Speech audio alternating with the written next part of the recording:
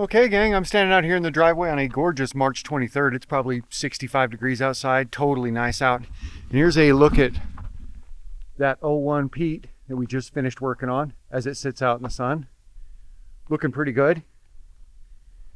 Here's an '01 Kenworth that we're going to be doing in the very near future. As you can see, it needs a lot of help. A tremendous amount of help. And the closer you look, the more help you realize it needs. And then right behind me is a trailer that I actually painted years ago. See how well it's held up? You don't see a bunch of rust or paint falling off. And I painted this years ago. I'm not even sure how many years ago, 5 or more.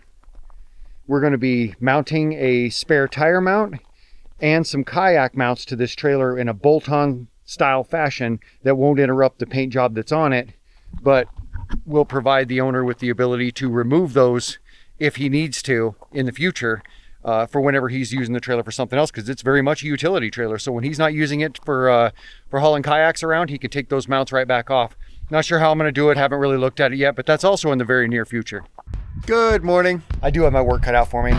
Very odd. I was pretty impressed. I'm going to do what I always do on these trucks. And that just happens to be my thing, by the way.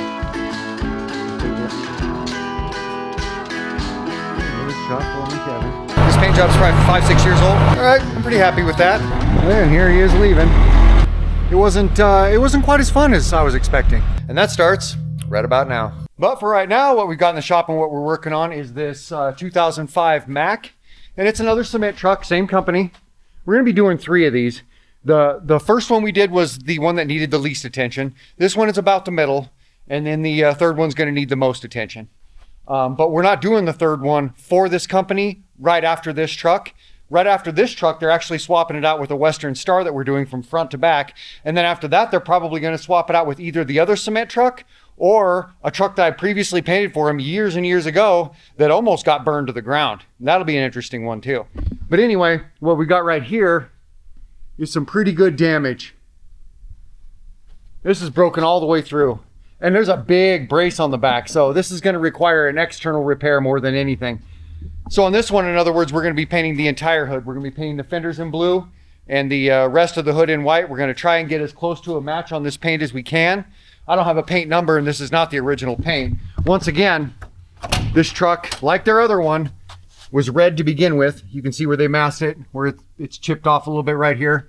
This truck used to be red, just like the last one we did. So just like the last one we did, one of the first things I'm going to do is tape test these fenders before I do anything else. So I'm getting ready to tape test this, and the tape that I generally use is the Gorilla brand duct tape for 2 reasons. 1, it sticks really, really well, and 2, it's really, really thick. So when I go to peel it back off there, I'm not peeling it off in strips and in little tiny pieces like you are other types of duct tape. I'm going to go ahead and put the tape right here between the fender and the side of the hood, because that's where the paint separation is going to be. And before I do, I should add a little bit to this unfolding saga, and that is that when I got to looking at this yesterday, when I was looking it over and looking in the jams and stuff, I couldn't help but notice that these doors are just so beat. I mean, so beat. There's no more room left for dents.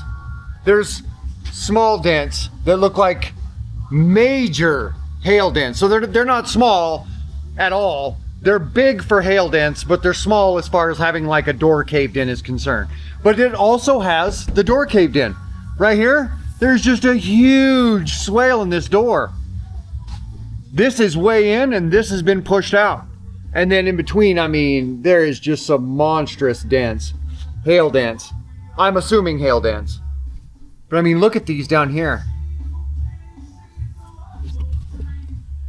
And I didn't get any kind of confirmation when they brought the truck as to what exactly we were doing with it. He said that this one was going to be more entailed than the last one, and we just kind of left it at that. He's a busy guy, and so am I.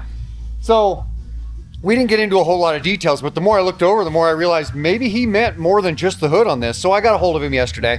It's a team of brothers that owns the truck and the whole company, but I got a hold of one of them yesterday and said, exactly how far are we going on this? And I said, the doors are pretty beat, you know, and he knew that. And he said, yeah, no, we're going to be doing the whole cabin hood. Not the rest of the truck. It's in decent enough shape.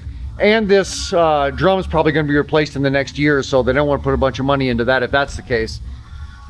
So I guess what we're going to end up doing is stripping everything off this truck here today, getting these door decals off, getting everything off, getting the jams reasonably masked up because they're white and I don't want to have to redo them. They're decent enough. So we'll mask from here back. We'll mask from this ridge back so we can redo and take care of all this garbage in here. You know, these little chips and all that stuff. Otherwise, when it comes to Mack trucks, they're one of those ones where you gotta do the whole jam. You gotta get in or you gotta get out, you know? But since these are already white, we're gonna leave it at that. And we're gonna pull the mirrors, we're gonna pull all the parts off, we're gonna pull these fender flares off. I'm gonna go ahead and get my duct tape on here. We're gonna pull the lights and I don't know, we probably won't pull the hood emblem because it, you know, it's a good way to just be able to open and close the hood. And without it, you know, you're going to have your hands under here to do it. And that's not the worst thing in the world, but when you get the hood open, your palms are going to rest up onto this. During the painting process, that becomes very difficult. So we'll leave the hood emblem in place. We'll go ahead and mask it. But we will, however, be pulling the exhaust on this one. And as I mentioned, the mirrors, this upper mirror here, stuff off of the roof. Because this one's going to have a blue roof, blue fenders, the sky blue. And everything else is going to be white. At least it'll be matching white when it's done because we're doing the whole thing. But this passenger door, same thing. That's a big dent right there. I'm not sure how many dents are in the passenger door. Haven't looked it over terribly close, but we know at least there's one big one. So we'll go ahead and do this entire truck. And I'm going to try and do it in a very similar time slot to what I was just going to do the hood and the fenders. The crew's taking off in a few days. They're going to head south of here for a few days for the weekend. And before they leave, I want to get as much stuff that falls under their jurisdiction done as we possibly can. Get it all masked up, get it all wiped down with thinner, all that sort of thing, get all the stickers off, and get some of the basic prep done so I can go ahead and do my thing, which is going to be quite a few things on this one. It's first thing in the morning, daylight's burning. Let's get to it. Okay, so we'll go ahead and fast forward to this afternoon. I just got back here within the last half hour. Jen and I went to another town. We had some things we needed to pick up. And while I was gone, I went ahead and had them mask everything up. They got everything stripped off here that we needed to have stripped off, including all the stickers. Then they went ahead and masked up everything we needed to have masked up. I was going to pull this exhaust, but I decided to mask it up instead because as you can see, we have plenty of room in here to do our prep and to shoot it from both sides. We've got a really good shot at it so we can get it all done from both sides. But more importantly, not a single bolt wanted to come loose. And it's not like I can't just cut bolts if I need to, but the bolts that hold the band on were both completely seized. So I would have need to either cut the band or break the bolts or cut the bolts. And then all the other bolts right here would not come loose at all. They were painted many times over the years and I couldn't get them to budge even with my biggest wrenches. So I'd have been in here cutting bolts for half the day just to get something out of the way that isn't terribly in the way. It'd be different if we were striping the truck or something, but it's not ideal, but rather than cut all those bolts and all that stuff, I just decided to heck with it. We'll just go ahead and mask the exhaust. Then I had to mask everything else up as well. And now I'll show you a little better look at this door.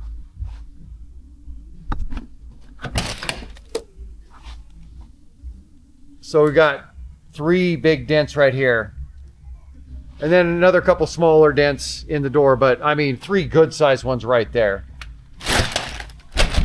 Oh, and they also masked up the jams. Inside and out.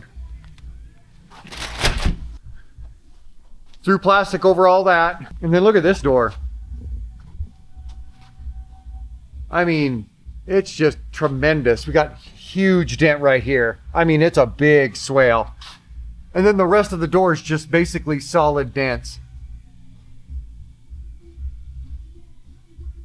I mean, look at that. Big dents. It's like this truck had a driver that for years decided to close the door by punching it or hitting it with a ball bat. It's a crazy amount of damage in this door. So, and I'm not sure that it's hail because I don't see a bunch of hail up on the roof, which is steel. I don't see a bunch of hail back here on this panel.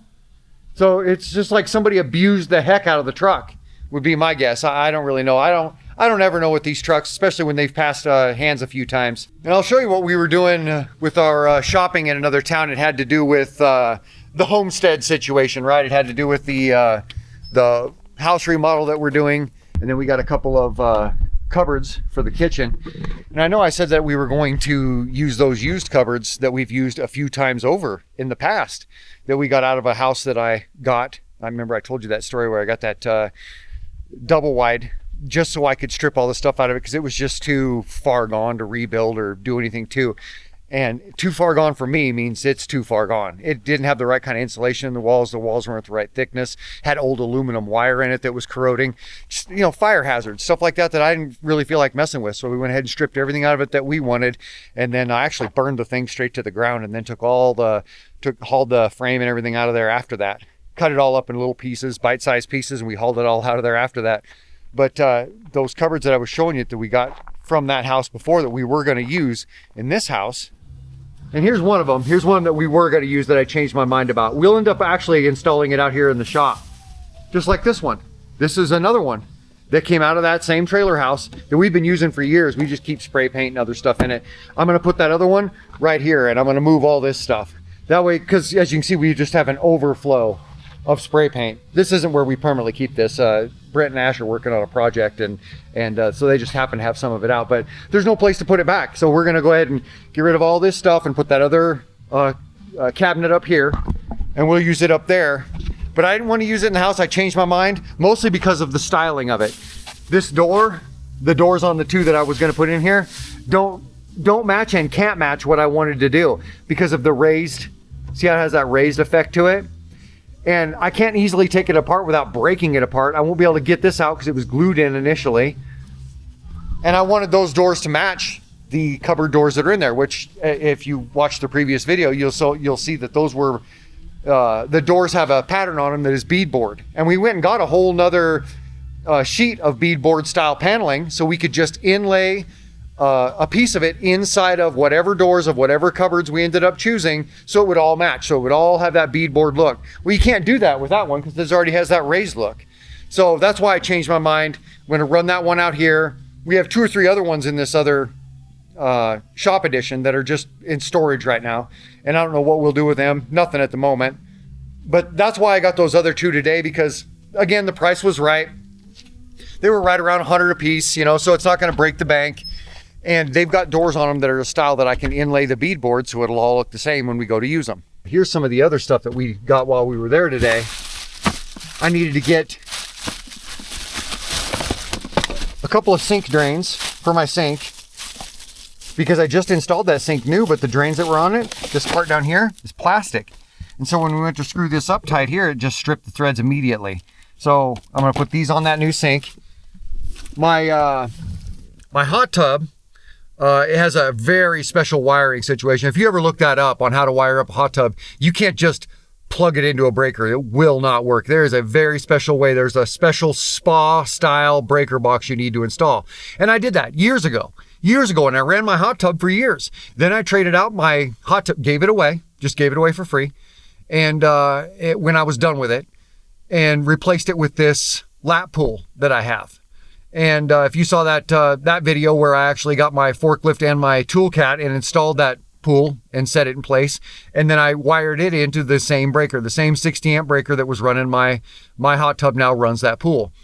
And that breaker here just went out this morning. I went to reset it this morning and then realized the breaker was actually broken.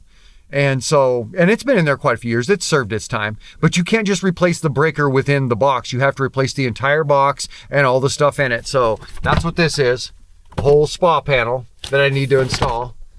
I'm the one that wired it up the first time, and then I rewired it for the pool because I had to make a few slight changes because of the pool's wiring. And so I'll wire this one up too. And then I went ahead and got a chandelier that matches that row of 4 lights that I just put above the bar, that I just put above the bar in the kitchen. And it's the same exact style of light. So I'm gonna go ahead and install it where the old chandelier is that. And then I got these 2 lights to replace this light And they're a little bit bigger. This is like a 12-inch light, and these are 14, which is actually going to work better for the spot where the 2 lights are that I just installed. I'll show you what I'm talking about. So yeah, that chandelier is going to somewhat match these lights. It's not the same setup. I didn't get this light set over again, but it's from the same kind of product line, so it won't look out of place. And I'll show you what I mean. There's the chandelier that we put in. I don't remember if this was in the house or if we put it in the house. Honestly, I don't remember which. It could have easily been in the house. But you can see how they look together. This style of light versus that style of light. They're not coherent at all. So I just decided while we were at it, because after all, we are going to sell this house here in the next year or two. I wanted it all to be coherent, so I'm going to replace that chandelier with one that matches this styling. And then these lights that I put in here yesterday or the day before, you can see the mark on the ceiling where the light before it was much bigger than it. And rather than try and take out that line that's all the way around it and touch all that stuff up, I just decided to put in bigger lights. Since I needed to get more lights anyways, I just got 2 big 14 or 15-inch lights that I'm going to put out here. So I'm going to take these ones out that I just put in, and I'm going to reinstall them. One right there at the end of the hallway, and one of them in our bedroom, which is that end room right there. And so they're not going to go to waste. I'm going to just reinstall them somewhere else in the house, and I'm going to put the bigger lights out here. And those cupboards are going to go right here. We'll take this paper towel holder down. We'll do any smoothing up we need to do. We'll get this stuff off the wall here, and then we'll go ahead and install those cupboards right there. And here's that new cat that you guys saw on the previous video. We've already taken out part of the cat shelter. We're taking out the other part today. We just hadn't gotten around to taking out this part because it had a litter box in it, and we just had been walking around it. But she's been out of it since the second day. But she does spend quite a bit of her time hiding under the couch. Not maybe a third of her time, and now it's up to about 2/3 of her time she's finally out visiting. She still doesn't have any use for other cats. She still hisses at them, or growls at them, but she allows them to get closer and closer to her. She was nose to nose with one yesterday and not growling, so she's making progress like they do. Anytime you introduce a cat to your house and you already have other cats, you have to be patient with them. And even if you don't have other cats, patience is definitely key. You have to let the cat acclimate, but then sometimes move them along, because sometimes they'll just hole up somewhere and eventually get kidney problems because they've been 4 days without drinking anything. And you do have to monitor that. But now she's getting out and about, and this is her very first time outside since she's been here. I just opened the door and let her out. As you can see, she can't get out because that cat door that's on that is open to only cats that are coming in. We have it closed for the way out. So she can be out here all she wants, and then she can go out right there, and she can go out right there, out into the yard, which is a cat-proof yard. And that's where the wall at the end of it is. She can't get past that wall.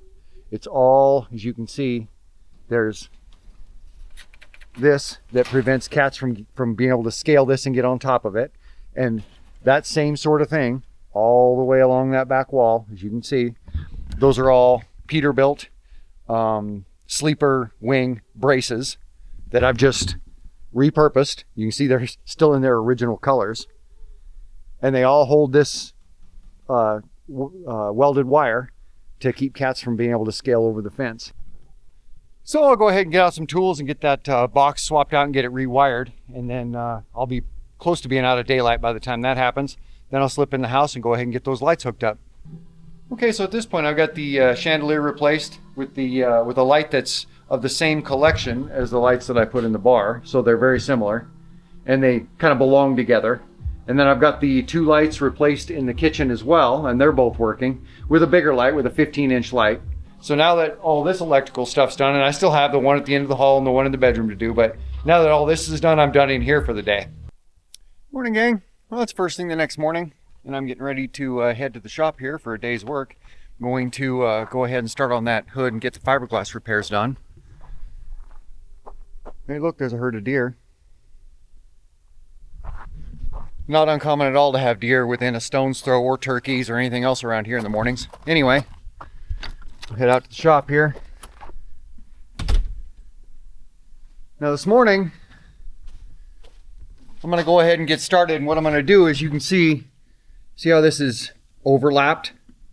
That is, I would say that's common with fiberglass repair, but in fact it's almost certain. It happens almost every single time where one will break loose and then wafer over the top of the other.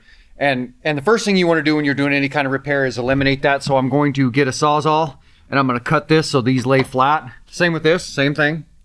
One's right over the top of the other. I'm going to cut this so this lays flat. Then I'm going to go inside and begin this repair and hack this out so I can do my inlay repair. I'm going to stir up all that dust before the crew gets here. And I'm going to ventilate it out of the shop so they're not itching all day long, because they're going to come in today and start doing some of this other prep. So first thing I'm going to do is get my Sawzall out, get those cuts made, and get this prep done so I can get that dust out of here. Oh, and there's that same, part of that same herd of deer walking in front of the shop. I've looked over and seen them looking right in the window before too. All right, so I've got this initial prep done. And as you can see how far in that's dug? Now this fiberglass isn't very thick. It's 3/16 maybe, and I have it well over an 1/8 inch dug in. That way I can put a good patch on the outside and it'll still come out flush. Over here I have this dug in only because I'm planning on putting a patch on the inside, but it was all uneven on the outside, and while I was busy stirring up fiberglass dust and everything else, I might as well get this all chewed up and ready for body work. Plus there were some wafers I had to pull off of there. You don't want to do a repair over the top of a wafer that's been pulled loose, because everything underneath it has been pulled loose. You want to make sure you're down to good, as you can see, we're almost all the way through. You want to make sure you're down to good material before you do your body work or your fiberglass repair. So we'll go up under here. And there's the prep on that. I still need to scratch that up a little bit so I can do this repair in here, but the repair on the outside will hold it just fine. I'm going to go ahead and get this fiberglass repair here, finish getting that prepped, and get these patches on here before the crew shows up here any minute. Okay, so here's these repairs. This one's 2 layers thick. This one's like 3 layers thick. It doesn't need to be, it's just that you cram it all in there. By the time you do it, there's quite a bit. This one's 2 layers thick. And now I'm gonna go ahead and head inside and get out of these clothes. These are the same clothes I was wearing yesterday, and I did that on purpose because I knew I was gonna be prepping this first thing this morning. And since there's fiberglass dust in the air and all my clothes, I don't want to spend all day itching. So I'll go ahead and get changed out of these into today's work clothes, and then I'll come back out and we'll get started.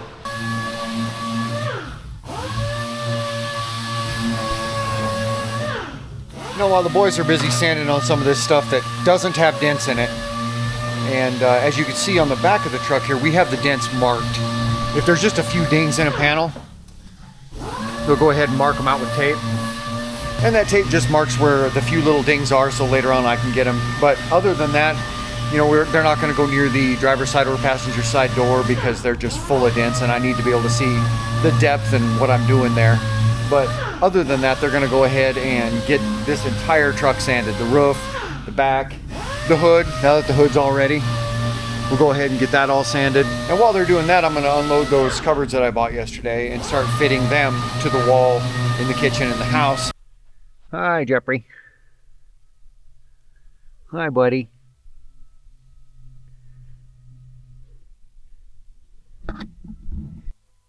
All right, so what I did was I just took a measurement, cut a whole section of this off at 24, and then just took the whole section in here into this shed that I put the front on last fall, if you saw that video. And when I did that, I said I was going to leave these doors wide, and I said I was going to leave this table saw right out in the middle so I could easily access it. Sure enough, I just walked right in, set this up for the measurement for the width of the doors, and just ran this whole thing through enough times where I've got 4 of them now, and all 4 fit in there nicely. Here's what they look like set in place. It's not glued in place, it's just set in place. And so now I'm going to go ahead, prep the back of these here, then prep the front of these, and get some wood glue on them, get them laid on their back, get those set on there so they can go ahead and get drying. And as they're drying with the wood glue, I'll also caulk around the edges, so that'll be drying as well.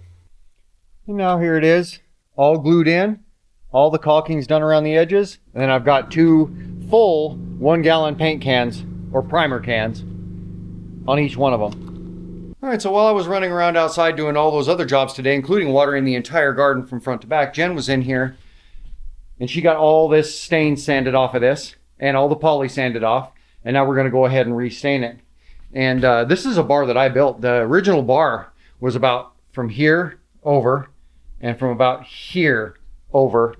And it was completely trashed. The structure was completely compromised and wobbly. The top of it was garbage. The shelves were all garbage. The doors had all been kicked in. It was just destroyed. So I tore it out completely when we redid this house the first time. And I built this bar by hand, and it is solid. It is sturdy. You could put an elephant on it. Same with that bar. You could put an elephant on that bar, even though it's a thinner bar. And that shelf design that I did right there, that carries through right here. That's why I have that kind of diamond shape with those at the ends. That's why I put all that on there. And at this point, I'm going to, like I said, she sanded all this today and got it all cleaned up. Now I'm going to run a piece of masking paper here, and then I'm going to go ahead and get the rest of this all restained here. So maybe tonight, probably tomorrow, we can go ahead and get our first coat of poly on it.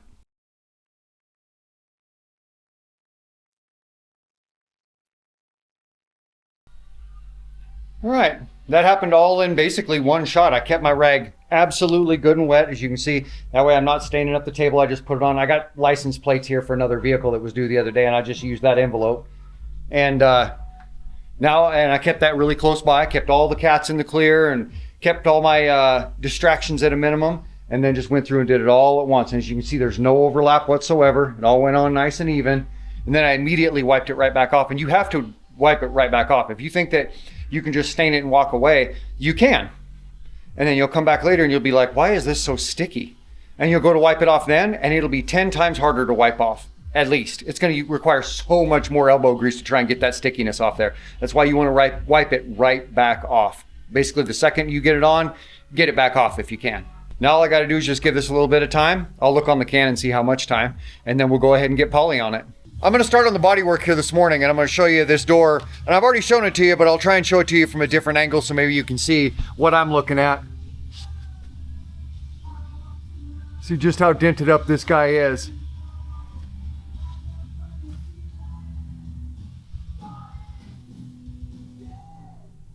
I mean, it's nothing but dents. Even here you can see where somebody tried to pry the door open here and here. Those both need knocked back in. And just, you know, the whole door. I'm gonna have to surface this entire door with anywhere from 1/4 inch of bodywork, or maybe even more. I mean, this whole door is just gonna be absolutely covered in bodywork. Nothing I can do about it outside of trying to pressure the owner into replacing the door, which is silly. Around here, you know, we fix stuff. And same with this side. We got a dent right here.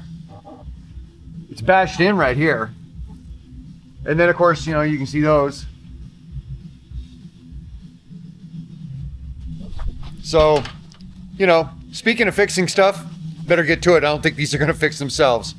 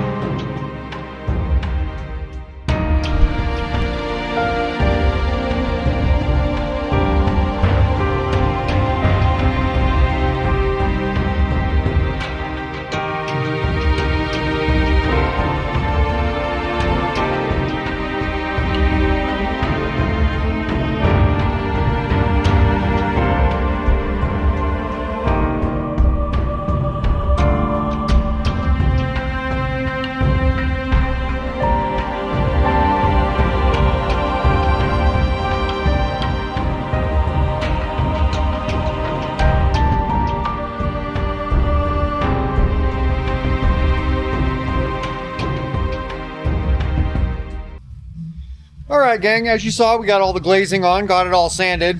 Some of it needed recoated a couple times. Now I'm gonna go ahead and take a DA sander and clean up all this kind of stuff around the edges. Then I'm going to either mask or sand the areas around all of these areas. Depending on where they are, they'll probably all get sanded, but you know, once in a while we'll mask around a door or something when we need to. That way I can go ahead and get the high build epoxy primer on here today.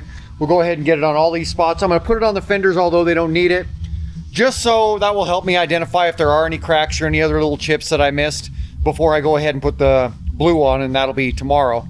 So I'm gonna go ahead and get the high build epoxy primer on the bodywork that needs it, the fenders, the bodywork on this side, of course, on the back here as well. This is mostly prepped, but I'll take a DA sander and clean up these areas around, sand this corner, either sand or mask off this area, probably just sand it because as you can see, we've got little dents and dings and stuff. And I left this piece of tape right here because I noticed that there's just a little bit of a deficit in my glazing right there. So I need to go over that one more time. Then we'll go ahead and get this all sanded and scratched. And I'll get my high build epoxy primer on here today.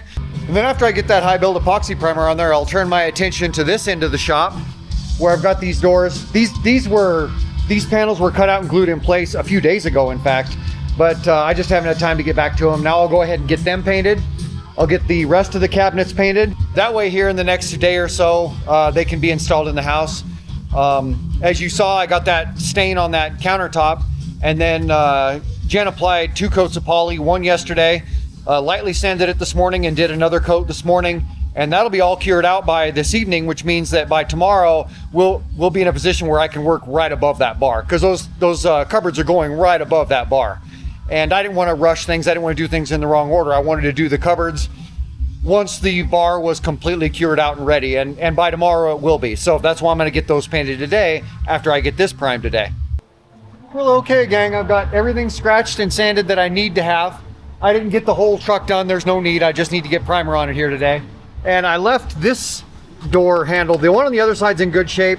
This one has been rusted and chipped out, and so I just went ahead and masked off just the lock and scratched it all. And whatever primer gets on it, gets on it. Tomorrow, though, when I go to shoot the fenders in blue and the roof cap in blue, I'm going to take the time to prime and paint this in black. That way the following day when we go to mask up all those items, we can mask that up as well, and they'll have a shiny new black door handle as well. Like I said, the one on the other side's in good shape. This one just isn't. Okay, gang, I got all this shot. It's had some time to go ahead and skin over. It's not fully cured out. It got shot about an hour ago. Now I'm going to come down here to this end of the shop. I've already got a thing set up here. I'm going to shoot the back side of these doors, and I'm going to shoot these, everything but the top and the bottom and the back of these. I'm going to shoot the sides, I'm going to shoot the insides, I'm going to shoot the fronts. And then when I come out here in about an hour or two to flip these around and shoot the outsides, then I'll give those a second coat. Well, good morning, gang. Where we left off yesterday was I got the high build epoxy primer on that truck, and I was getting ready to shoot these cabinet doors and cabinets, and I did get that done. We had 2 coats on the front, 1 coat on the back. Did the back first, let it dry, and then flipped them around there. And then 2 coats on the cabinets inside and out. And now this morning, I'm going to go ahead and get those out of here. Probably get them put next door here first thing. In all likelihood, I'll get them mounted in the house this afternoon if everything goes well, and it probably will.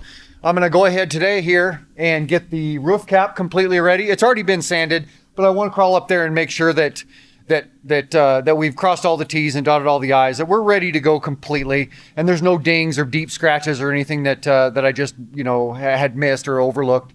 And then I'm going to go ahead and do the same with the fenders. Get all the little chips and cracks if there is any. I don't see any at a glance, but we'll look them over real close. And then once that's ready, I want to go ahead and get the blue on here today. And as soon as I get the blue on, I'm going to go ahead and get the black on this door handle. And then that's all I'm going to do on the truck for today. Like I said, I got plenty of stuff to do in the house and plenty of stuff to do around the yard.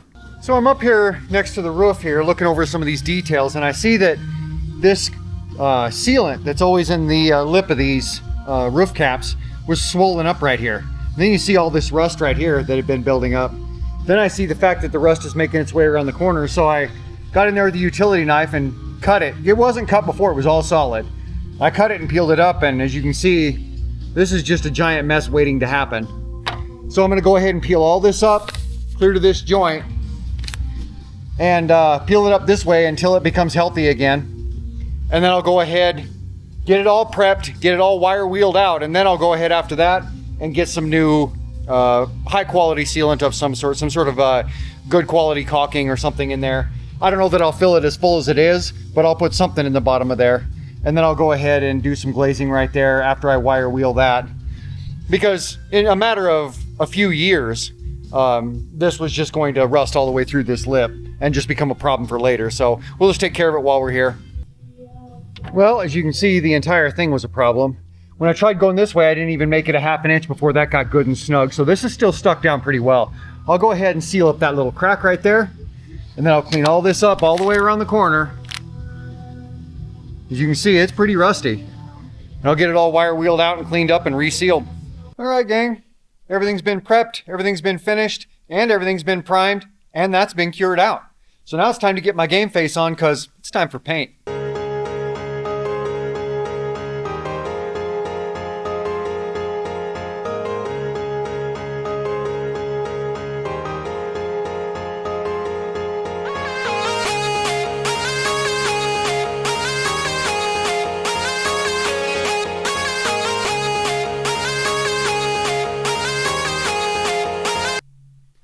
Okay, gang, I got these shot as you saw, and it's been an hour, hour and a half or something, and it only takes a ½ hour for this to be dry enough that if a bug lands on it, they won't leave tracks. If dust settles on it, it won't stick. And by an hour and a half, you could touch it and run your finger down it if you wanted to. I don't ever, because you should always wait for your paint to cure out completely, but it's dry to the touch. I guess that's my point. And I'll go ahead and show you how this tray turned out up here.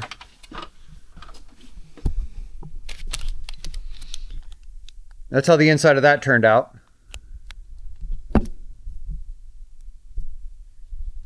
So I don't think that that will give the owners any trouble anymore. It seems like it's all pretty well sealed up and repaired by all intents and purposes, I suppose. So now tomorrow we can go ahead and get the roof cap sealed up or masked off and get the fenders separated and sealed off as well. And get the spots that got wet sanding primer all sanded. Get that other door handle on the other side masked off as well because it's black now, reshot in black, and should be able to get the white on maybe tomorrow. And now since it's mid-afternoon, there's plenty of time to get other stuff done. We'll go ahead and get these cupboards, because I brought them in here this morning. I just set the doors right there. We'll go ahead and get these cupboards out of here. We'll get those taken in the house, and we'll try and get those mounted here this afternoon.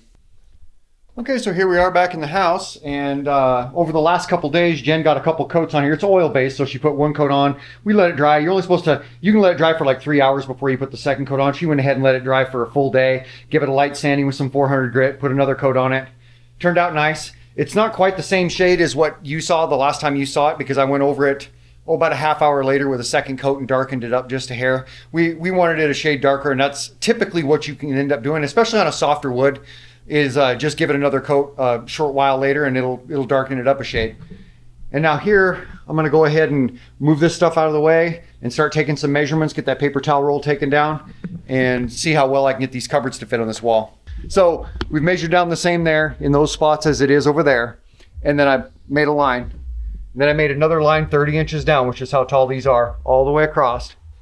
So now I know exactly where they're gonna be. I've located the studs and marked them too. And so now I'm gonna go ahead and start mounting these cupboards up here. And now I'll go ahead and get the other cupboard as soon as I move little Buzzy out of the way.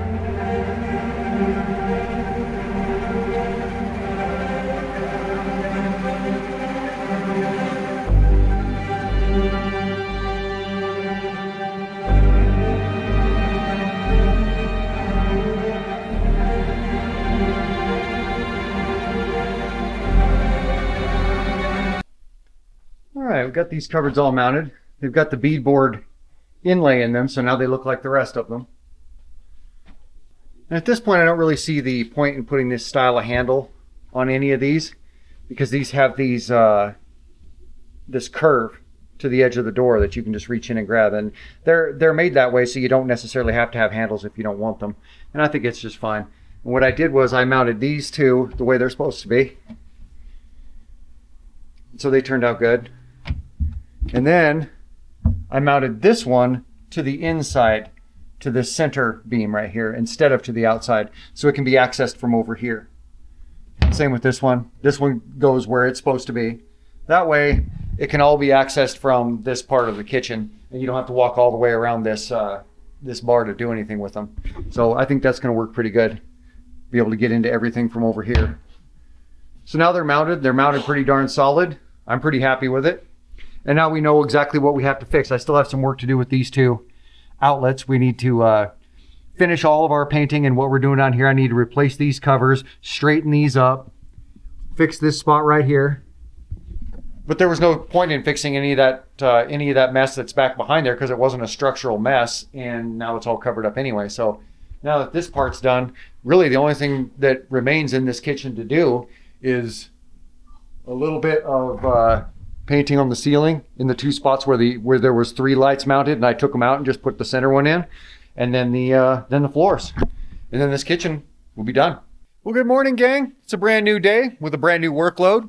When the crew comes in here in a little bit, I'm going to have them masking up these fenders, masking up this roof cap, and then they'll do some of this other prep. They'll get all the shiny spots taken care of and that sort of thing.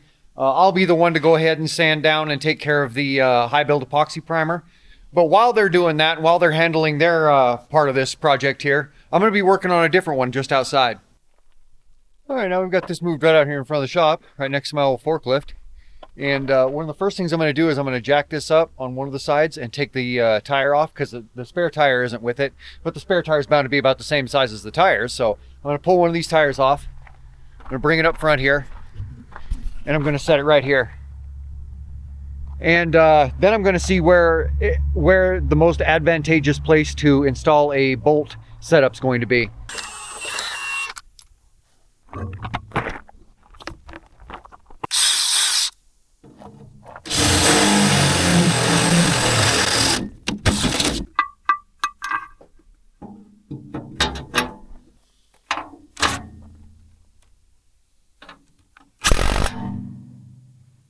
There you go. Good and solid, not going anywhere. All they got to do is just get back there. It's got a lock nut on it, so it's not going to come loose. Pull that loose whenever they're ready. They got their spare. They can take the bolt with them and have the trailer basically the exact same, minus that one little hole in it, as it was before we mounted the spare.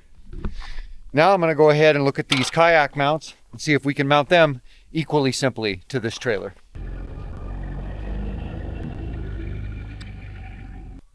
Okay, now I've come in here. You can see where we've got the bulk of our kayaks. We got one of them down there. The shortest one is down there. The rest of them are all mounted here on the wall. This is where they stay when we're not using them. And they're all about the same size as each other. All the blue ones are. That one there I think is a 6 inches longer or shorter. I don't remember, but they're all around the same size. And that size is a pretty darned average size. You go to a place that sells kayaks, 90% of them are this size. So it's a pretty good average. I've gone ahead and grabbed one here off the wall.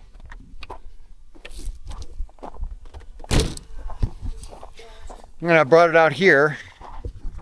And what I'm going to do is I'm going to figure the best location up here for each one of these mounts to be. That way I can take a good measurement and figure out which is about the best way to mount these that would fit most kayaks, and most kayaks are about this size. And so what I've done is I've gone and I've found a couple of these handles. These are just off of semis. I've kept a lot of this stainless stuff over the years, and these are really tough handles. So I'm probably going to end up cutting, I've got 2 of them. I'm going to end up cutting them in half, so there'll be 4 of these. And then I'm going to hollow out one of these holes bigger than it is, and then put another hole on the other side over here. That way all of the mounting isn't just on this side of this. They'll have one on this side, and then one on this side that's back here, right here. And then what I'm going to do is mount them here, and then mount another one down here, and bolt them straight to this piece of kind of heavy duty tubing. It's not angle iron, it's actual square tubing. So what I'll do is I'll go ahead and bolt that to there after I take my measurements, and there to kind of the ideal width. And since they're chrome, they won't ever need to be painted. And when he's not running kayaks, it'll only just take a minute to unbolt these. And these will sit here. And then these, as you can see, that's the way they mount, will mount straight to the bar itself. So you'll have that bar mounted straight to this tubing, sticking out, and this will be just screwed to it here and down there. So the kayaks will be inside, just barely inside of the parameters of the trailer. And that will make them less prone to catching a lot of wind, because if he's pulling it with a pickup or an SUV or anything, there's gonna be a lot less wind in here than there would be out here. And they'll be just as easy to walk up and access. So they'll be inside of the parameters of the trailer, and they'll be on a system that he can just easily unbolt whenever he's not hauling kayaks, so he can use the trailer as a utility trailer. Okay, I have these marked about 7 3/4 inches in from the end on both sides. I'm gonna go ahead and cut them all off right here with a cutoff saw, with a cutoff wheel. And they'll all be the same then, and then I'll go ahead and go around the ends and smooth them all up so they're not jagged. And then I'll begin drilling these holes here. That way these are good and short, so when we mount those mounts to them, they won't be sticking out there so far that the kayak will be out here putting unnecessary weight and leverage out here on these ends or on this angle too much. Although this is sturdy stuff, there's no reason to have these out there a foot long.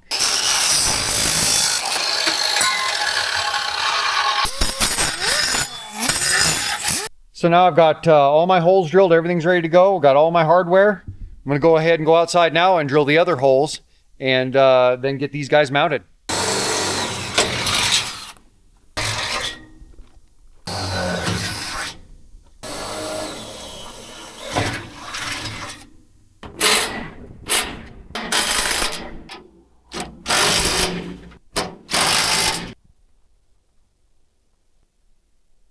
Which means that they're gonna...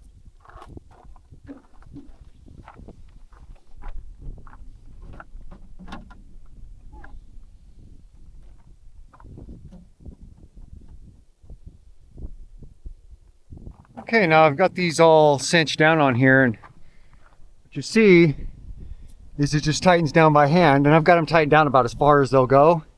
And what's nice is these are solid.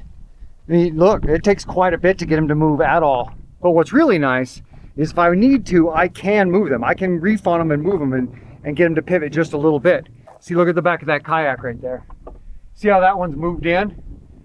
The reason that I went ahead and moved that one in was to contour the shape of that particular kayak. So no matter what kayak he puts on there, or whatever boat or whatever it is he ends up putting on these, he can actually bend these a little bit. And it takes some doing, but they will pivot on those new mounts to conform to the shape of whatever kayak you put on them. So as you can see, both of these are touching very well. Both of these are touching very well. And as I mentioned on the back, you can see it looks a little crooked, but it's supposed to be. That way it fits the contour of the kayak that I've chosen to put on there. So no matter what size he chooses to put on there, these are only 4 feet apart. So if you put a little bitty short stubby kayak on there, you'll bend them in a little further. If you put an even longer one on there, there's more room. It can come back 6 inches here, or you can just scoot the whole thing forward. It goes just to the front of the trailer here.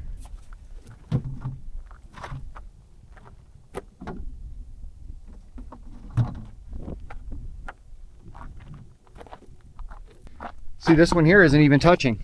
So I'll reach around back here, move it, conforms perfectly. See? Now they're both in there. Bent in just enough to conform to the shape of the kayak. Then you can put your straps across the front. When he shows up at whatever lake or body of water he's gonna get at, he can just undo his straps, comfortably walk up to the side without having to bend over at all. Lean this toward you, walk off with it on your shoulder. When you're done, bring it back on your shoulder, set it on here, lean it in, strap it down, you're good to go. This thing could go all the way to the coast and back. And those mounts are solid. I mean, see how it's bending, wiggling the side of the trailer, but not the mount itself? Same with back here. It's actually wiggling the side of the trailer, but not the mount itself. Because those are triple tough stainless parts off a semi, and some of those, they were so hard, like I said, that $17 drill bit wouldn't even drill them. I had to hack the holes out with a die grinder. And it is double tough stuff, welded in a factory by a robot. That's not going anywhere. There's no way the weight of one of these plastic kayaks, even going down the roughest of roads, would ever compromise it. It would twist this post here before it would compromise my mounts. So now all I got to do is take loose this spare, because it's not the spare, put it back on, get it bolted down, and then this guy is ready to hit the road for whatever it is he has planned. Kayaking, cleaning up yard debris, hauling his four-wheeler around, hauling his mower around, whatever it is he has planned, he can do with this trailer now. 4 bolts per side. As you can see, there's not a lot of excess hanging down. They're nice. They're handled by lock nuts. Take out 4 bolts per side, and these are done. You can take them with the mounts. You don't even have to unscrew these things. You just take the whole thing off, and good to go. And now that that's finished, I'm gonna go ahead and head inside, get back to work on this cement truck. Let's go. At this point, we've got the roof cap masked up, got the fenders all masked up. Now the boys are just going around sanding and scratching the last remaining things. And I'll go ahead and get my glazing out and fill any of the pinholes and any of the things on the bodywork that needs it. We'll get this guy all ready for paint and hopefully get it in paint here today. Okay, now we're at the point where the boys got all the masking done. They get all the prep finished. I got all my sanding finished, got everything all finished the way I wanted it. And I got it in primer well over an hour ago. So now I'm gonna go ahead, mix up some white paint, get this guy painted here this afternoon.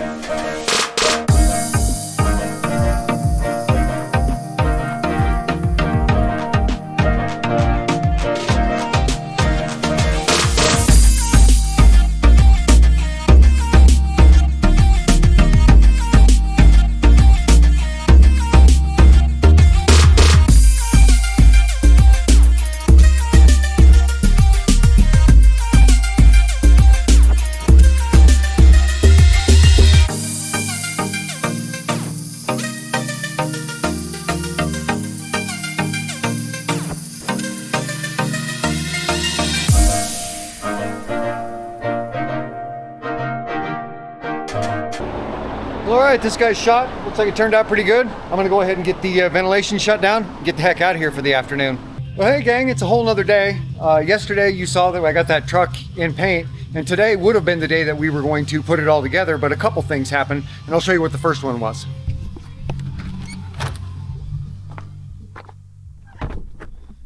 See that enclosed trailer? That's about 8 foot wide by 20 foot long. And it's got some cosmetic issues for sure. I mean, all in all, I have to say it's an ugly trailer, but it's perfect for what we're doing because all we need it for is for 1 or 2 big hauls. We got some stuff we got to haul around and for 1 or 2 good size hauls. And then after that, it's going to just be turned into an everything trailer. You know, anything we need to haul off or do and keep under cover. So if you're moving furniture or anything else from one place to another, and you don't have it out in the elements if you don't need to, and it'll work as storage in the meantime. And so I've had my finger to the pulse of the marketplace for quite some time looking for the right deal. And I didn't want to spend 10, 12, 15 grand, so I spent well under half of any of that, and got one that's got some damage on the outside, but the fundamentals are great. You can see where I think somebody had like a flatbed truck or a load on a flatbed truck, and then they got this jackknifed at one time or another. The previous owners had this brand new in 2014, and they've been the only owners, and they own a bunch of trailers because they own a kind of a landscaping business, and it's kind of a bigger one. And so they got a lot of trailers and a lot of pickups and a lot of employees, and this has been in full use since 2014. So, it's been around, and it's got a gouge in the side, and the back's got a big gouge. What I really like though is these guys really kept up on all their stuff. All their trailers, this is the worst of all their trailers. They were selling it because they were just upgrading. All their other stuff's nicer, so this doesn't fit in with all their other stuff. I can see why they were getting rid of it, but that's perfect for me. Because like I said, we're just hauling a couple of semi-important loads here in the next couple of years, and for quite a distance. And then once we're done with that, it's just going to serve as storage or just a go-to trailer. So for us, it's perfect. And like I said, I got it for well under half of what these go for, considering it doesn't have the dual 3,500 pound axles. It has 56 or 58. I don't remember. I have to look at the paperwork, but well over 5,000 a piece. And for me, that's perfect because at times we're going to really be holding this thing down. We're going to really be putting some weight in it, and I don't want to be thinking about that. Plus, H&H is a good company. I have a couple trailers that are one of them is 18 years old or 19 years old, and the other one's over a quarter century old. Right at, actually, I got it in 2001, and they've held up great, and I've put them through all kinds of heck. So I like the brand, and I got it for well under half of what they go for, and I got it with the heavy axles, and it was from a company that runs so many trailers that they actually get them in for their maintenance. He said that the guy told me that these hubs had just recently been serviced. The whole axles had been serviced, so the brakes and everything else, just to guarantee everything works, all the lights work, stuff like that. So for me, it's perfect. I don't care if it's got a little cosmetic damage. They took care of the important stuff, the axles, the armature in the back, where you open up the back gate, goes all the way to the ground and turns into a ramp. That's supposed to be super light. So just, an average person can go out there and just lift it with one arm and the whole thing will close. And so it's got the two cables on each side, and it's got like a garage door opener sort of setup, with the springs up top.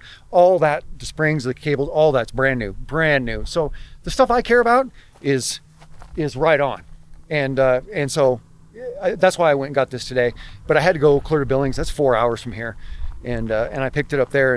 And so that's why we didn't get anything done with this truck.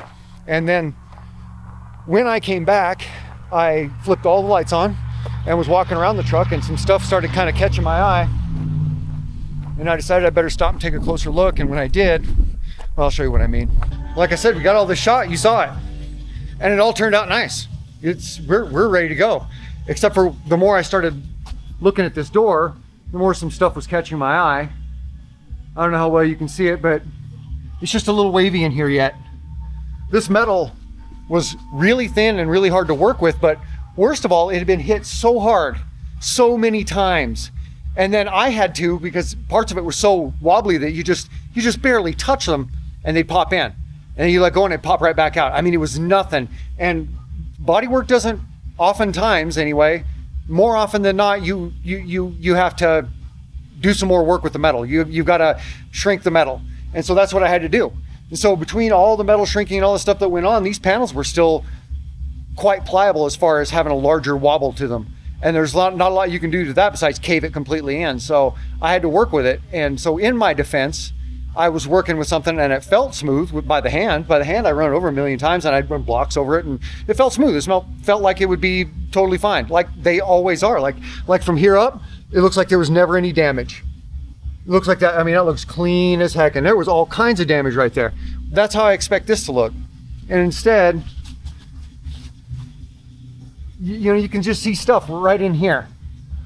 And then there's almost like a bit of a ridge right in here, but I'm not sure how much I'm gonna be able to do about that because that is the most pokey out part and all it does is just pop in. It doesn't pop in easily, but when you're trying to do body work, this stuff flexes too easily. So either way, that's not something I'm crazy about the idea of leaving. So what I did was I went ahead and taped all the way around there, masked all the way around there, sheets along the back and all the way around the other side, hung some sheets here.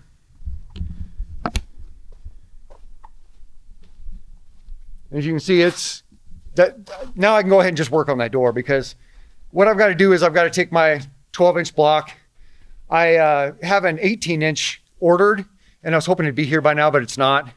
And just for stuff like this, I've needed one for years. The biggest block I've ever used has been a 12-inch my whole career. For the first 10 years of my career, it was an 8-inch. I mean, I got good at body work using an 8-inch block to do everything. But once in a great while, you look it over when the lights are on it just right, and sometimes it's below the standard. I don't turn back. Everything I turn back isn't absolutely 100% perfect, but there's degrees of imperfection. There's degrees that I'm willing to put up with. But when I see something that's just got too much in one area, I'm going to go ahead and just basically sand it and then skim coat the door with glazing and then run a block over it, a big block over it, and get it while the glazing's good and soft, and then look and see what we've got. See where it filled in, see what we've got. Either way, by tonight, I'm gonna have from here down back in wet sanding primer. Okay, so I've gone over it with a layer of glazing and sanded. As you can see, there is a deficiency here. The darker, the more dense it looks, that's the deeper it is. So you can see it's really thin right here because we were just about where we needed to be here, but it's a little bit more dense right in here. These are the spots I was noticing from about here over. That's why I sanded it from about here over, because I wanted to be able to get in here and get this, because I knew there was just a deficiency in there. And just to be safe, we'll do one more skim coat over the whole thing. Now I'm gonna go ahead, get it all blown off, finish getting anything prepped that needs it, get some wet sanding primer on this guy. Okay, it's first thing the next morning and I got this door primed yesterday. Now this morning I'm gonna look it over, make sure there's no pinholes or anything else in the work that I did. Make sure that all the finish work's been done, and then go ahead and get it all sanded down. I'm gonna sand it down nice and even. Just like I did the body work, I'm gonna do that the same thing on the primer here. I'm gonna go over it with probably 180 grit on this giant block. Now this is a block that I ordered, less than a week ago, and I got it in yesterday after I redid all the body work. I checked the mail later in the day and it was in. So I'm gonna go ahead and give it a try here this morning. It's the same brand as all my other blocks, so I know that it's, how to work with it. And so anyway, I'm gonna go ahead here this morning. I'm gonna put some 180 grit on this. I'm gonna go ahead and get this all sanded down here. And then once that's done, I'll go over it again with 220. Just a quick once over with 220 on the block. And then once that's done, I'll go over the whole thing with a DA sander with 320 and maybe 400, but probably just 320. I don't really want to burn through any of my primer. I don't want to sand too deep, but you definitely want to try and use this opportunity to get everything as even as you can. And so I'm going to go ahead and use the block on this one, since this has been a problem panel on this particular project. I'm going to go ahead and take the extra step and hit the high build epoxy primer with a big block.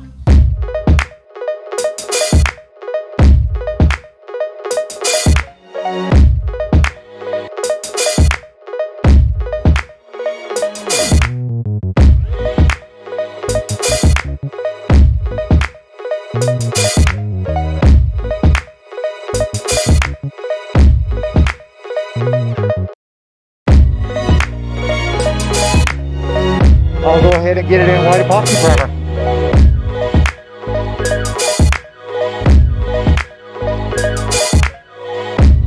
Well, okay, it's been about an hour and a half since I shot this, and it's dry enough to the touch that I could call it dust free, which means I can go ahead and start doing some other stuff in here this afternoon. Chief among which is taking back all of these sheets, getting them out of here, and then getting all the other masking off of here. There's a lot of plastic on here I got to take off. A lot of stuff I have to reclaim. I just taped this one part of it's a quartered out bed sheet that I cut into 4, and I use those for covering small tires and covering smaller things. And I just threw that over here just to keep any of the dust or old paint flakes from wanting to come back up.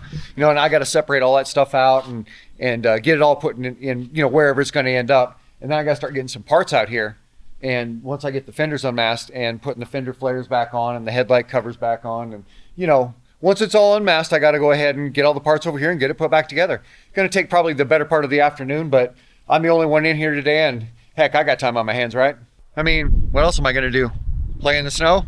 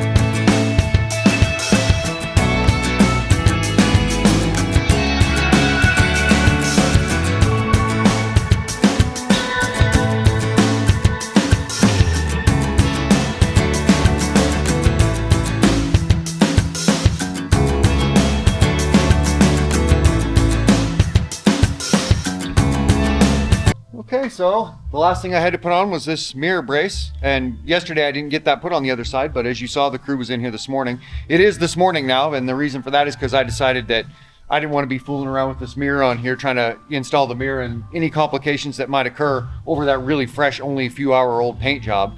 So I just waited till this morning, finished up those details. Crew came in and just took care of a few things. Didn't ask them to come in, they just showed up and, hey, is there anything going on? I guess you can get that while you're here, and they finished up these other little details for me, and now this one's pretty much ready to go. So we'll go ahead and close the hood, walk around it, have a look. All right, what we have here is a 2005 Mack. I'm not sure what model this truck is, but it's a cement truck. Here's how this inner panel that goes back behind the hood turned out.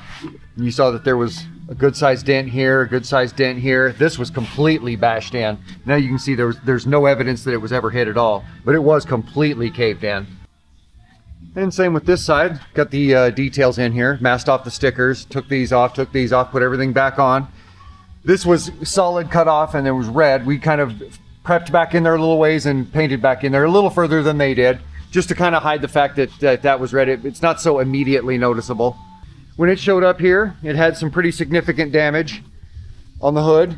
This was completely broken and offset. As you can see, there's no evidence that that was ever damaged at all.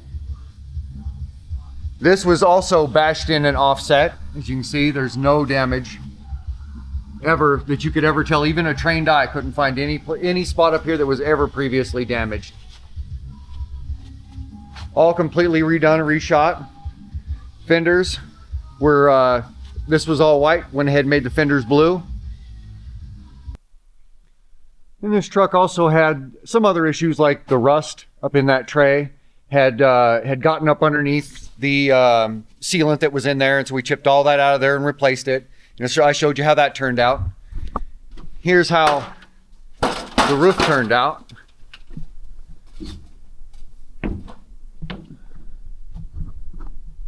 There's that spot we replaced down in there. Here's how it looks from the other side.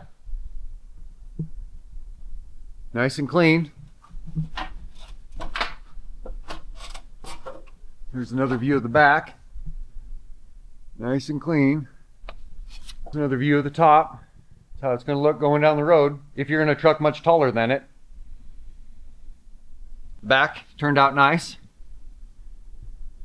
Didn't take the exhaust off. It just turned out to be, I knew this was going to be a nightmare the way it was unfolding. Not one single bolt wanted to break, even the small ones at the bottom. So I said, okay. And we weren't doing a stripe job or anything on it, so it worked out fine, as you can see. We didn't do anything back here, but as you can see, we didn't get any overspray or damage or anything else back here either. We kept this all covered up the whole time. And we did take the time to remove these fairings and the headlight covers here. Took the grill out. Yeah, that's going to look pretty good running down the road. Nice straight truck. No longer broken up, no longer dented up. Like this door right here. Went ahead and painted the handle. Got the jambs from here out. From there in was somebody else's work, and this from here out was a little bit damaged, so we got all the jambs at that point. Everything else in here just remains white. The handle was in bad shape, so we repainted it as well.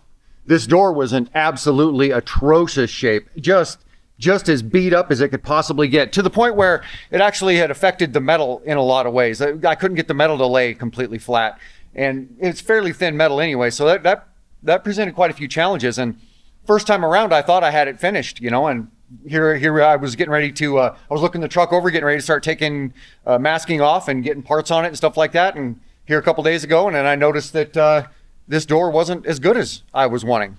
And that does happen once in a while. Like I've mentioned in previous videos, I've made about every mistake there is to make on trucks. So, it happens. The difference is when you're charging money for it, you shouldn't hand it back like that. You should take the time, even if it's late in the game. We had this truck was all done. We were supposed to be ready to put it back together. And instead, I took the time to put sheets on everything. I did it myself. I bit the bullet. I didn't have the crew in on it. I went ahead and masked all around here and just redid everything I needed to redo to get this door good and straight. And now, the same reflections we were relying on before off of those lights and those windows, we're using again. And as you can see, pretty darn straight. Pretty darn nice. Now I'm happy with it. Nothing we do here leaves here absolutely perfect. That takes a lot of extra steps. And you'd have to charge a lot of extra money if everything that left here was an absolute perfect show quality. You know, that would be, I guess, a bragging right, but you'd never make a dime because you can't charge the amount of time you need to make it like that. It's a lot of steps. But the trucks leave here, nice. We do nice work trucks here. Time and time again, the customer always gets what they paid for, no matter how many times I got to redo it. Hey, if you like this video, you should take the time to hit the like button. It's going to help me grow my channel. If you didn't like it, definitely don't. And if you want to check out more of what goes on around here, check us out at Facebook at Flash Industrial Painting. And if you want to see more projects like this, or domestic auto body, or gardening, or art, or carpentry, or dirt moving, or any of the many, many things we got going on around here, you might as well go ahead and hit the subscribe button while you're at it, because, you know, we always got something going on. We'll see you guys around.